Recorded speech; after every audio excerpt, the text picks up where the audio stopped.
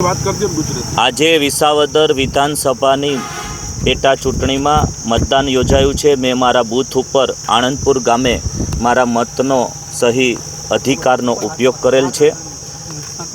વિસાવદર મત વિસ્તારના તમામ નાગરિક ભાઈઓ, ખેડૂત ભાઈઓ તથા બહેનોને અમે પહેલેથી જ અપીલ કરી છે કે આપણો એજન્ડા છે કે 800 દિવસની અંદર 1000 કરોડ રૂપિયાના વિકાસના કામો અહીંયા પ્રસ્થાપિત થાય અને આપણા મત વિસ્તારને વિકાસની રાજનીતિ સાથે જોડીએ। એ દિશામાં આજે 157 ગામે ગામથી લોકોનો ખૂબ જ ઉત્સાહ છે અને મને આશા છે કે 25,000થી પણ વધારે મતોથી ભારતીય જનતા પાર્ટીનો વિજય થશે।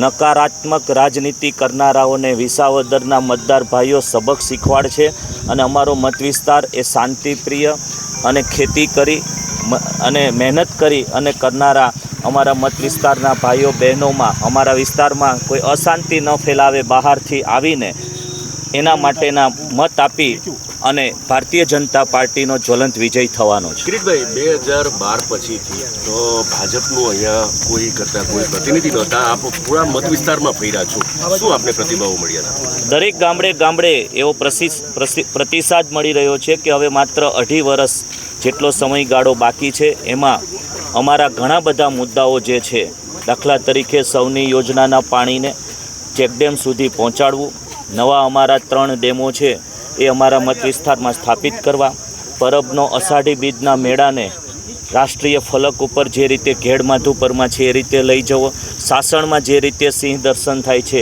એ રીતે અમારા ગીર બોર્ડરના ગામડાઓમાં રોજીરોટી મળી રહે એ પ્રમાણેના પ્રયત્ન કરવા, અમારા યુવાન ભાઈઓ માટે મોટું સ્પોર્ટ્સ કોમ્પ્લેક્સની સ્થાપના કરવી, આ બધા મુદ્દાઓને સાથે લઈ અને ખાસ કરીને ખેતી ક્ષેત્ર સાથે અમે જોડાયેલા છીએ। ત્યારે અમારા મત વિસ્તારમાં પ્રાકૃતિક ખેતી કૃષિ યુનિવર્સિટીની સ્થાપના થાય અને ખેડૂતો છે એ પ્રાકૃતિક ખેતી અપનાવે એ માટેના અમારા જે પ્રયાસો છે એને જ્વલંત ગામડે ગામડે ખૂબ જ સકારાત્મક રીતે પ્રતિસાદ મળી રહ્યો છે। પ્રતિસ્પર્ધીએ છેલ્લે જે હાથકંડાઓ અપનાવ્યા છે તેને કઈ રીતે જુઓ છો?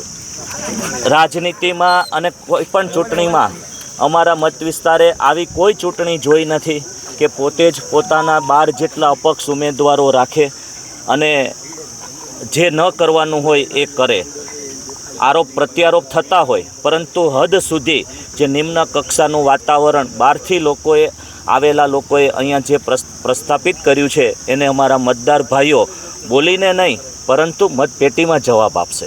Okay, thank you.